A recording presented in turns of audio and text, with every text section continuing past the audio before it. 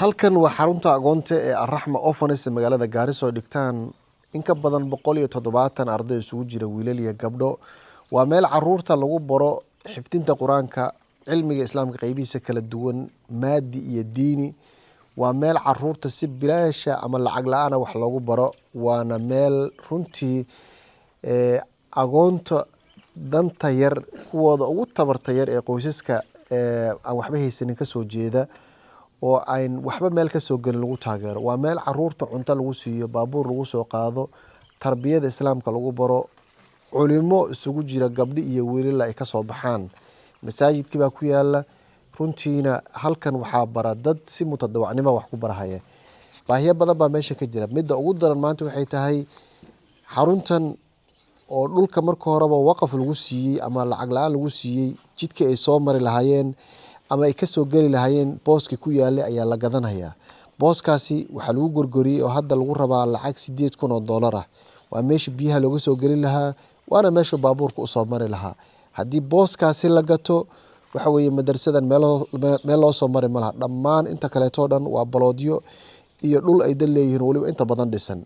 $8,000 ayaa caruurtan agoonta ah tacliintoodii ayay runtii halis ugu jirtaa inay xiranto meesha haddii aan booskaasi loo gadin.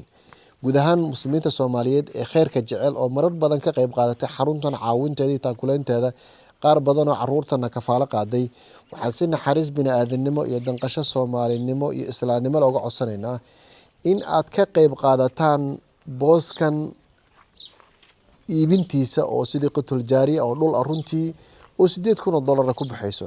biyo gelin waa meesha biyaha looga gelin lahaa oo beebka biyaha meesha u soo mari lahaa, waana meesha jidkii uu baabuurku soo mari lahaa.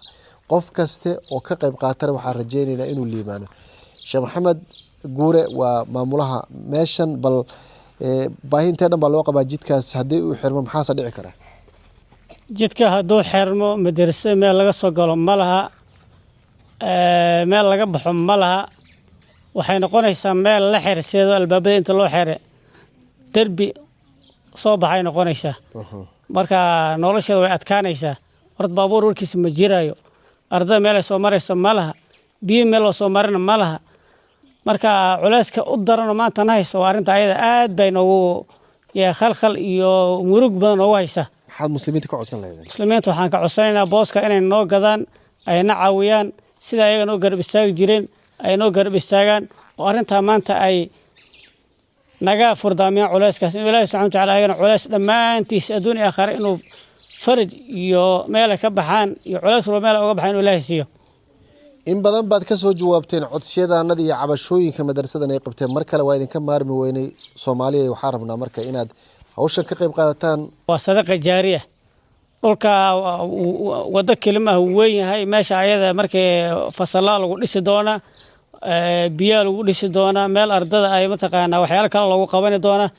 intaas intay taaganta oo lagu qabanayo waxaa weeyaan ajir baa uu helay ruuxa sadaqa jaariya. sidaasoo soomi, salaadi, xajini, sadaqa la bixayo la mid noqonaya. waxyaalaha waalidiinta loo waqf looga dhigaan waxyaalo u muhiimsan bay ka mid tahay. waad maqlaysaan muslimiinta Soomaaliyeed meel kasta joogtaan, baahiyo kala duwan baa la qabaa. baahi ubad baa la qabaa, baahi tacliin baa la qabaa, mid xanuun baa la qabaa. dhibaatooyin badan baa adduunka ka jira. in Ilaahay subxaanahu wa tacaala dhibaatooyinkaasi idinka dulqaado oo dhinac idinka mariyo, xanuunada dabeelaha alla idinka raaciyo. waxaan rajaynaynaa inaad ka soo qayb qaadataan. ilaahu qofka shilin ku darsada meeshaas ilaahu barakee. aamiin dhaha. aamiin dhaha. ilaahu xoog u barakee. ilaahu xoolaha iyo caafimaadka u barakee. ilaahu ubadka baariyaa looga dhig. ilaahu kuwa xanuunsan xanuunka ka dulqaad. ilaahu kuwa xanuunsan xanuunka dabeelaha ka raaci. ilaahu xanuunada dhiigkarka, sokorta, kansarka iyo xanuunada kala duwan ee qalalka iyo cagaarsho ay kamid yihiin, ilaahu iyaga iyo ehelkoodba dhinac ka mari. ilaahu kuwa xanuunsan xanuunka caafimaad ugu bedel. ilaahu culayska fudayd ugu bedel. ilaahu kuwa waalidkood intay waalidkood u naxariiso. yaa rabbi kuway nool yihiin inkaartooda ka duwa ducadooda sii. ilaahu reeraha isla jooga ama isqaba ilaahu dhaxdooda marxabo iyo jacayl dhig. ilaahu culaysyada adduunka iyo kuwan aakhiraba ilaahu dhinac ka mari. walaalayaal Allah idin barakeeyo, ducada Allah idin aqbalo. agoon saqiira oo yar yara idin duceynaysa oo runtii qalin qoyeena oo kalaamka Allah barta.